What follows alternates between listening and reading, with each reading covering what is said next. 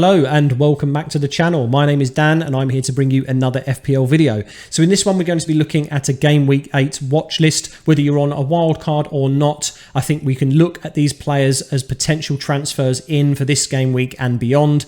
I haven't actually gone with a differential of the week this week purely for the fact that this is a very popular wild card week and I feel like it's going to be hard to find those differentials when of course there is another template forming yet again across the community. So I think it's going to be a little bit more challenging to do that. So instead I'm just picking 5 players I think we should be considering and going through that with you. Of course, if you're new to the channel and you do like what you see, then please subscribe to the channel. It's completely free and you can always change your mind. And of course, if you enjoy the content as always, then smash that like button below. So let's jump into the first player on the list. That is this man here, Bowen.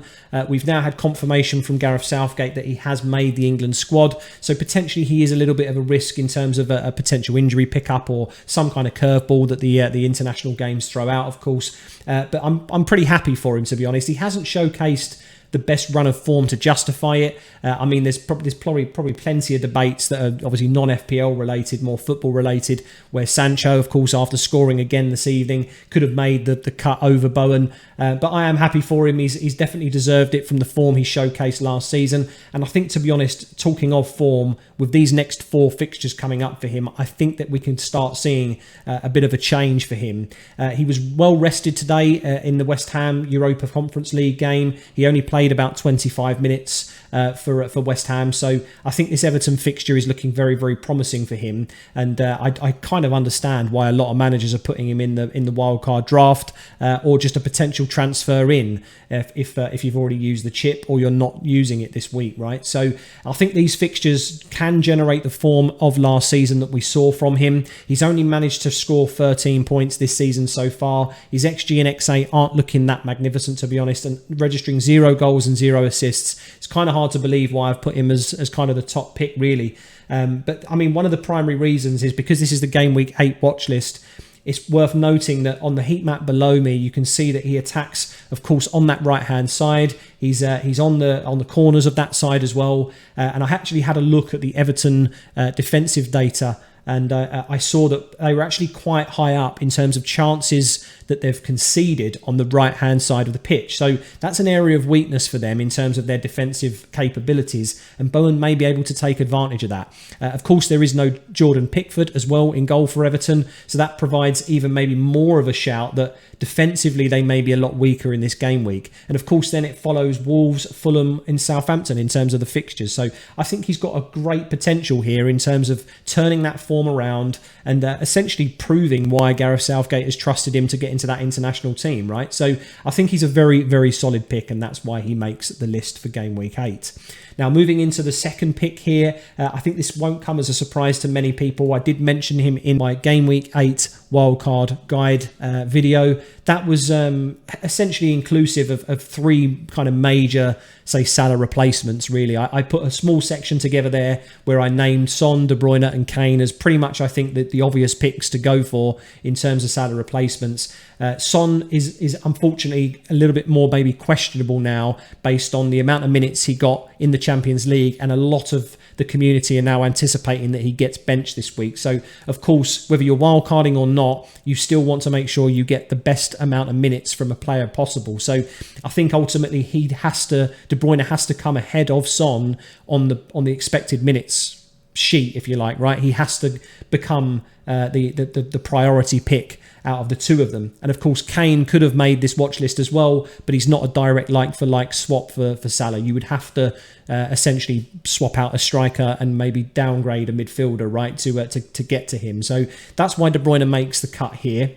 It's also worth noting that the reason why maybe he's not the top of the list, especially with an output like this, right? 35 points, XG per 90 of 0.33 with expected assists of 0.64. They are phenomenal numbers with the big chances created 7 and chances created 20. Arguably, he should be the number 1 pick. The reason why he's not, though, is because of the Game Week 11 and 12 situation. They play Liverpool in Game Week 11 at Anfield, and Game Week 12 is now a blank game week. It's been confirmed that Arsenal and PSV will be taking place on that game week. Therefore, the Premier League fixture has been postponed and it will be moved to another date. So with that blank in mind, it's a little bit maybe difficult to put him and justify him as the number one pick. That being said, though, across the next 3 game weeks, as a kind of sideways move and a potential route back into Salah from game week 12 onwards, I can get on board with the managers that are doing it. So I think he needs to be taken into consideration if you haven't already. So moving into the third selection, he's made, I think now, 3 watch lists for me, and he's still not in my team. I've kind of gone against the grain with him a little bit. I've taken a kind of a more punty pick with Isak when I made my third striker upgrade. It turned out to be the wrong pick for that specific week. Maybe they match each other in the coming game weeks, but I think ultimately Mitrovic is slightly the better pick. I think at 6.9 million, so you save yourself 0.1 versus that Isak pick and 0.3 versus Tony. He's scored 39 points. His XG is 0.73 per 90.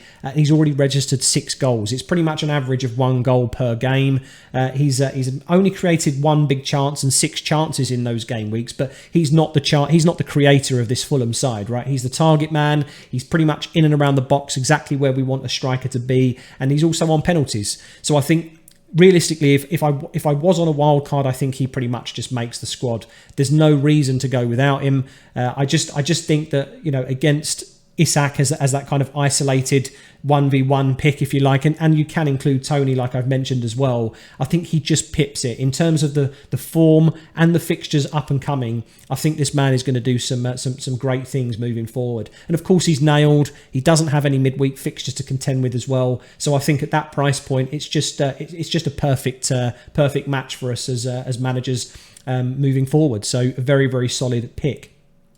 Moving into the fourth option, potentially maybe not someone that needs to be considered in game week 8, but I have seen him in a lot of wildcard drafts, and I think the reasoning is because managers don't want to necessarily book in the transfer in game week 9 when they pick up in terms of fixtures with Forest, Bournemouth, Palace and Leeds respectively. So across those 4 weeks, I could potentially see a lot of form coming out of those fixtures for this man. He's on direct free kicks, he's on a lot of set pieces, or in fact all of them, both sides, as you can see in the heat map below me. So I think ultimately he's got a lot of potential to essentially just bring in some hauls over those weeks. Tottenham, you could probably get away with the fact of playing him against Tottenham. He can still score a goal against them. It's a fixture notoriously that does have a few goals here and there. So I can understand why you've potentially gone with him if you have already. And if you haven't, and you don't want to book in the transfer for game week 9, maybe your team isn't in dire need of surgery, essentially, as many managers are in that position.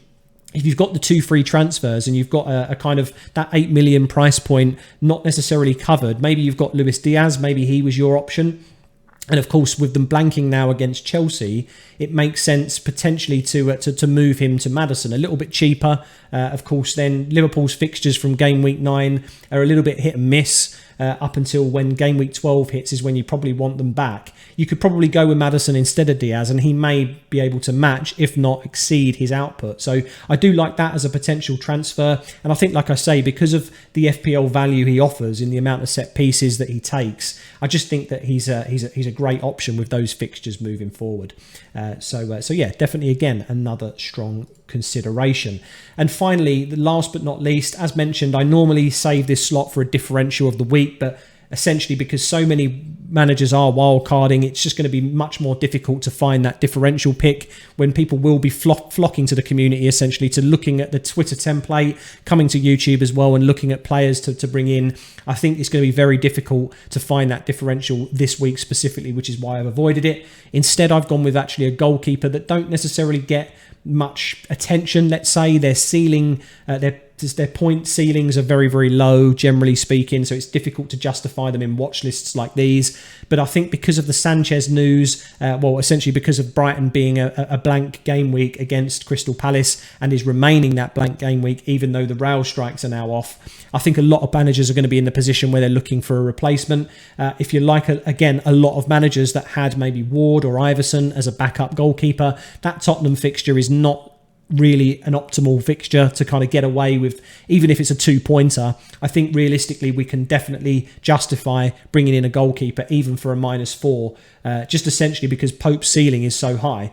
He's actually one of the goalkeepers that has proved you can get into the double digits on a regular basis purely based on the amount of saves this guy makes. He was an absolute machine against Palace. He's registered a total 77.8% save percentage. Now, of course, the shots faced being 42 is a very, very high number. It's a little bit worrying to some degree, but I think with those fixtures over these next few weeks, even if he doesn't rack up the save points, there's definitely a couple more clean sheets in there for him, I think. So I've even seen triple Newcastle defence in some wildcards, right? So I think they're a transformed team under Eddie Howe, and I think, yeah, like I say, this guy is a proven Premier League save monster, essentially, and ultimately the way that goalkeepers reach those double figures is by racking up those saves. So I'm putting my faith in him. He has already been confirmed into my team. I've unfortunately got no team selection video this week, but I have got a live stream planned for Friday evening, so feel free to tune into that with me. Then we can go through my team in a bit more detail anyway. We'll be talking captaincy, so it's kind of almost very similar to a team selection. I've got one more transfer that I pretty much need to make in Mo Salah to somebody. I haven't confirmed who that might be yet. My thinking was that it would be Son first of all, but I'm not so sure now. We've had news that he may not be getting that start this weekend, but feel free to tune in to get that confirmation of who I'll be going with, and maybe I'll run through maybe some comparisons of game week 8 versus game week 9 wildcards if there's enough of an audience that demand it, right? So feel free to tune in, come and say hello. If you've got any FPL related headaches, benching headaches, transfer dilemmas, all the rest of it, come and join me. And of course, if you do enjoy this content as suggested, smash that like button below, and if you're new around here, then smash that subscribe button for more content throughout the season. So once again, guys, thank you so much for the support and tuning in for this video, and I will see you in the next video. Take care.